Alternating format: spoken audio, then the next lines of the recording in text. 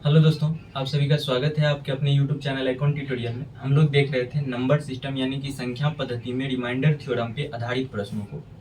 तो आज जो है इसका थर्ड क्लास होने वाला है। तो क्वेश्चन बनाने से पहले जो है हम लोग थोड़ा सा 2-3 बेसिक पॉइंट बातों को सबसे पहले समझ लेते हैं। तो पहला पॉइंट क्या होगा कि यदि हमें कोई कहे 12 में 8 से भाग करके जो है रिमाइंडर कितना बचेगा, हमसे यदि कोई पूछे, तो इसमें भी हम लोग जो है दो तरीका से रिमाइंडर को निकाल सकते हैं। पहला तरीका तो होगा कि 8 में डायरेक्ट हम लोग 8 से हम लोग 12 में डायरेक्ट भाग कर देंगे और 8 से 12 में भाग करेंगे तो रिमाइंडर कितना 4 बचेगा। पहला तरीका हुआ। और दूसरा तरीका होगा कि इस 12 और 8 को हम लोग पहले काट लें। तो काटेंगे तो क्या बार में कटेगा, 4 से कटेगा 2 बार में और ये 4 से कटेगा 3 बार में, यानी ऊपर नीचा जो है हम लोग 4 का भाग किए हैं, तब जाके हमारा कितना बचा है संख्या कि 3/2 बचा है। और जब ये 3/2 बचा है तो अब यदि इस 2 से 3 में भाग करेंगे तो रिमाइंडर कितना आएगा, एक रिमाइंडर आएगा।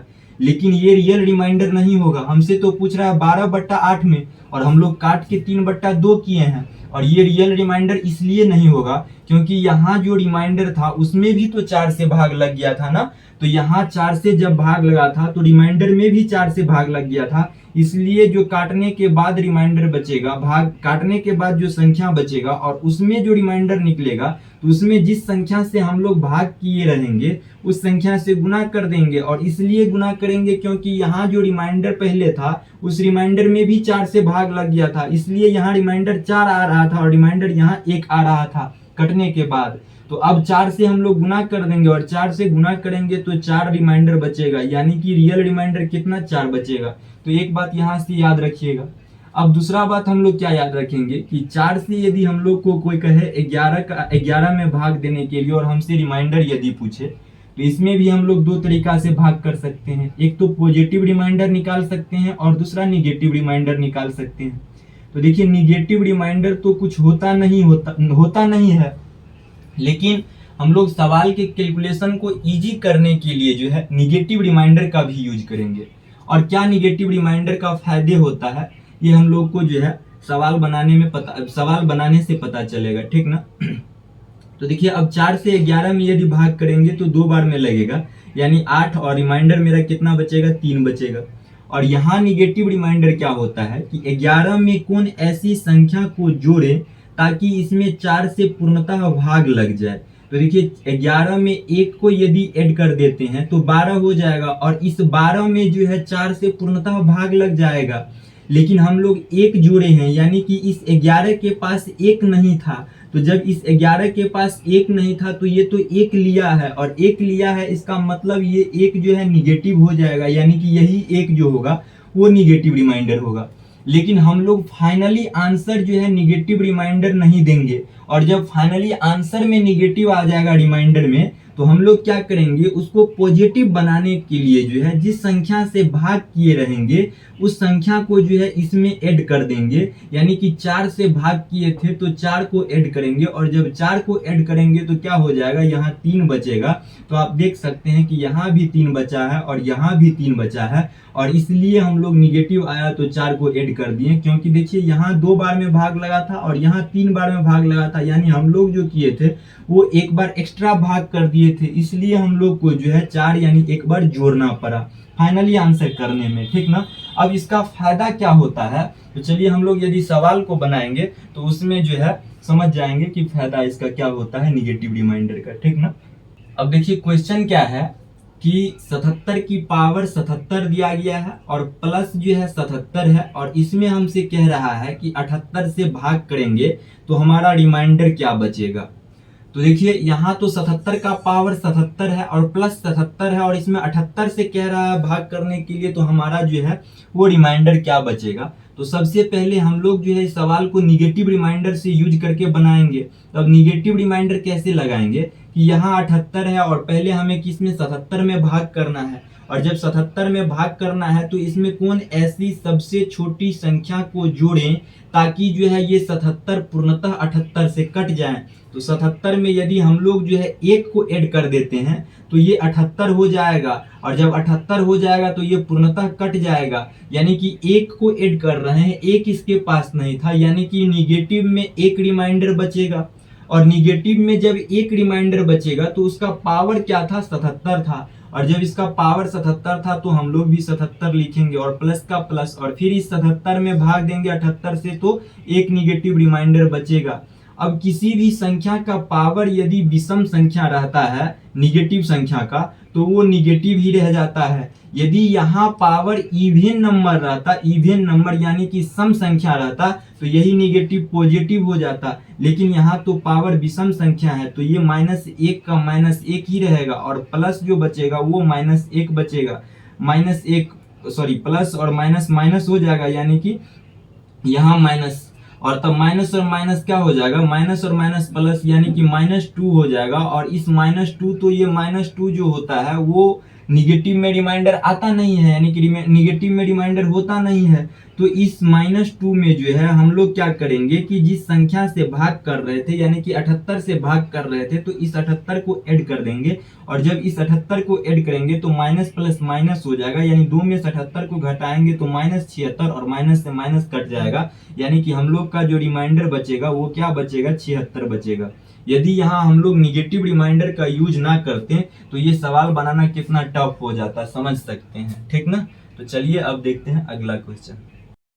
अगला क्वेश्चन क्या है, तो देखिए अगला क्वेश्चन है कि 2071 गुने 2074 गुने 2075 गुने 2079 में यदि 81 से भाग कर रहे हैं तो शेषफल क्या बचेगा, यानी कि रिमाइंडर क्या बचेगा।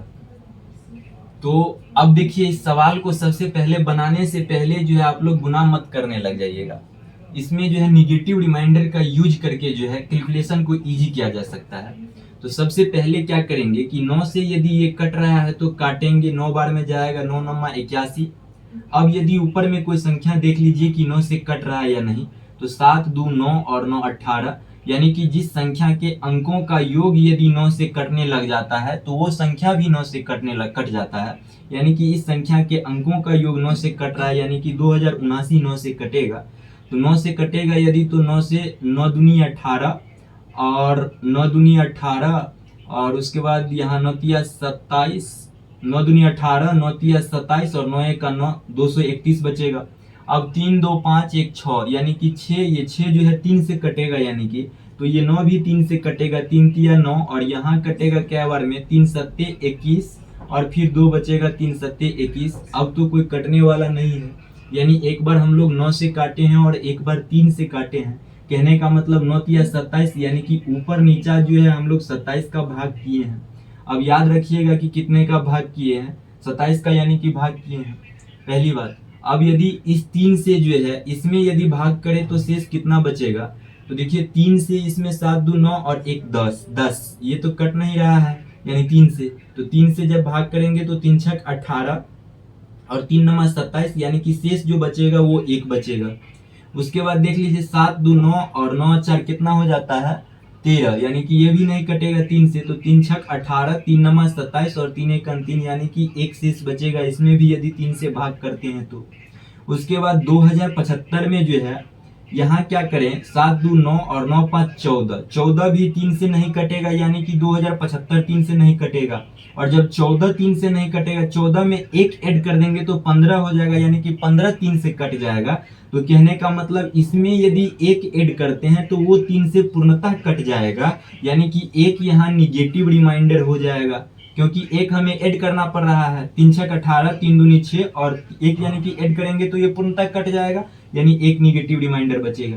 इसी तरह इस 77 में यदि 3 से भाग करेंगे तो नहीं कटेगा, और यानी कि 1 इसमें भी ऐड कर देंगे तो ये पूर्णतः यानी 78 हो जाएगा, और 78 3 से कट जाएगा, यानी कि 1 ऐड करने का मतलब होगा कि यहाँ 1 निगेटिव रिमाइंडर बचेगा।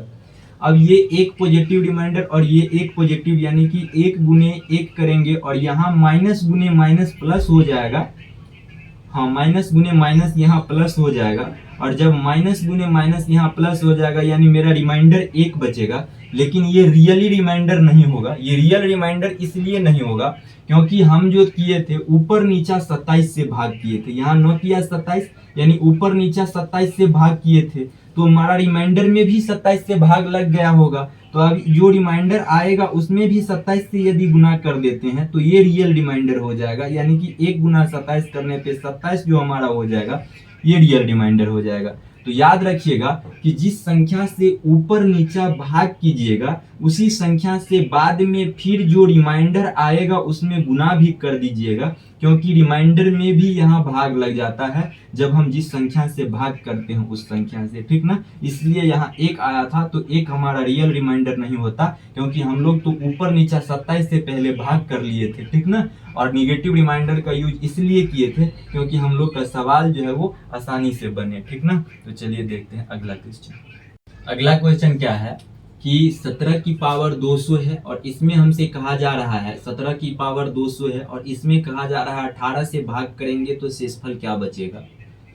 तो देखिए यहाँ 17 में कौन ऐसी संख्या को जोड़े कि 18 से पूर्णतः विभाजित हो जाएगा। तो 17 में 1 को ऐड करेंगे तो ये पूर्णतः विभाजित हो जाएगा, क्योंकि 17 और 1 18 हो जाएगा और 18 से पूर्णतः कट जाएगा। और 1 को जोड़ने का अर्थ इसके पास 1 का कमी था, यानी कि निगेटिव 1 रिमाइंडर हो जाएगा और निगेटिव 1 का पावर जो हो जाएगा वो 200 हो जाएगा। और जब पावर यहाँ सम संख्या होता है निगेटिव का तो वो निगेटिव जो हो जाता है पॉजिटिव हो जाता है, यानी कि 1 हो जाएगा। और 1 हो जाएगा तो यही हमारा 1 जो है रिमाइंडर बच जाएगा, यानी कि शेष बचेगा, ठीक ना।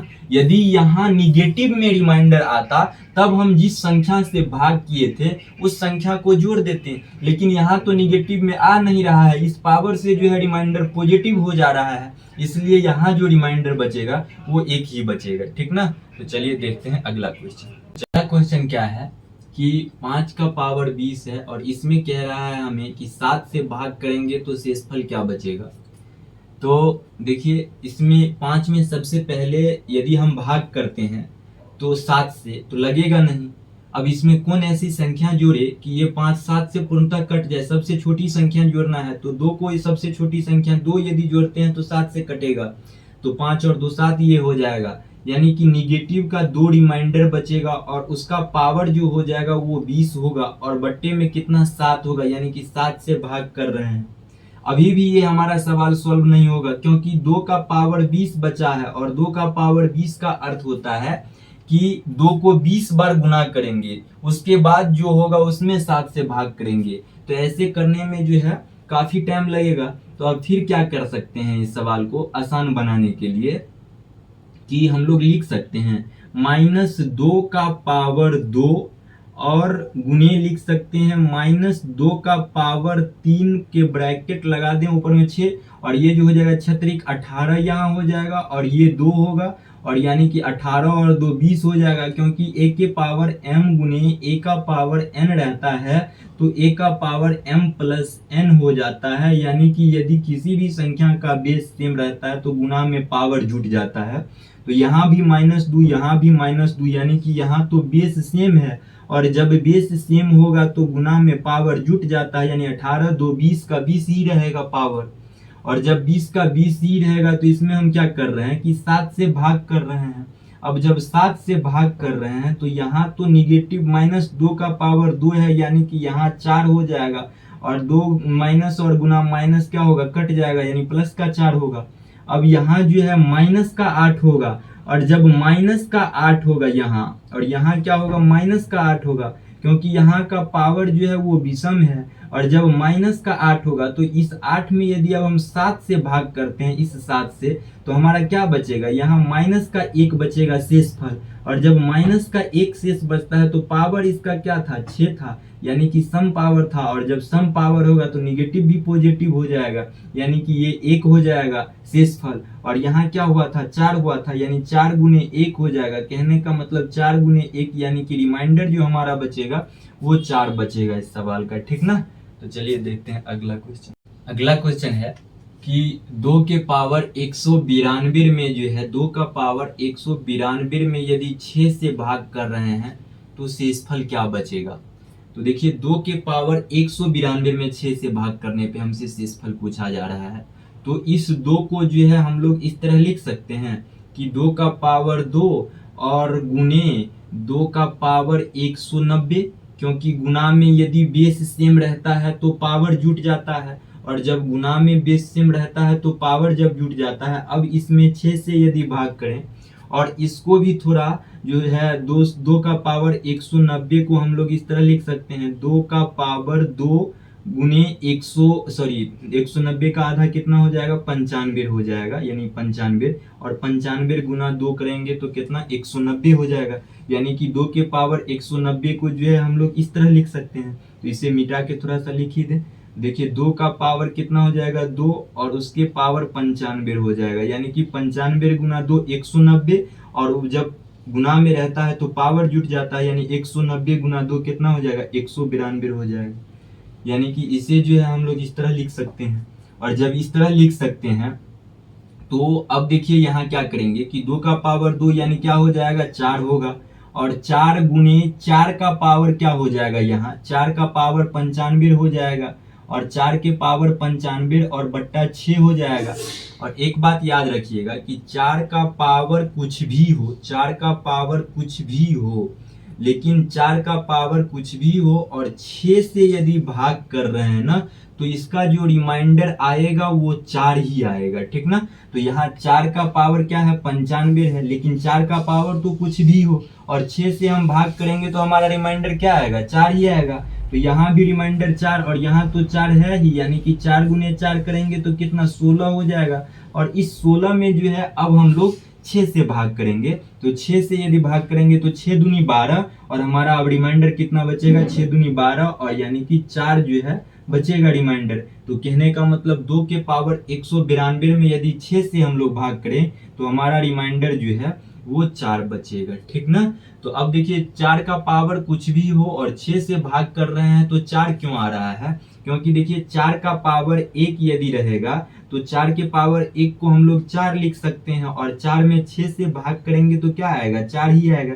इसी तरह 4 का पावर 2 को हम लोग क्या लिख सकते हैं 4 चौक 16 लिख सकते हैं, और 16 में भी 6 से भाग करेंगे तो क्या 4 ही आएगा। इसी तरह 4 के पावर 3 को, इसी तरह 4 के पावर 4 को, यानी कि आप लोग चेक करके एक बार देख सकते हैं कि यदि 4 का पावर कुछ भी हो उसमें यदि 6 से भाग कर रहे हैं तो रिमाइंडर जो आएगा वो 4 ही आएगा। इसलिए यहाँ 4 का पावर 95 था तो 4 के पावर 95 है, लेकिन उसमें 6 से भाग दे रहे हैं तो पावर कुछ भी हो 4 का तो 6 से भाग देंगे तो रिमाइंडर 4 ही बचेगा। तो यहाँ भी 4 रिमाइंडर बचा, और यहाँ 4 गुने 4 16 हो गया, और 16 तो 6 से क्या है बड़ा है, तो शेषफल तो जिस संख्या से भाग देते हैं उससे छोटा होना चाहिए, यानी कि 6 से छोटा होना चाहिए शेषफल। इसलिए इस 16 में जो है हम लोग 6 से भाग किए, और जब 6 से भाग किए तो 4 आया, यानी कि अब 6 से छोटा है, तो यही हमारा रियल शेषफल हो जाएगा, यानी कि रियल रिमाइंडर हो जाएगा, ठीक ना।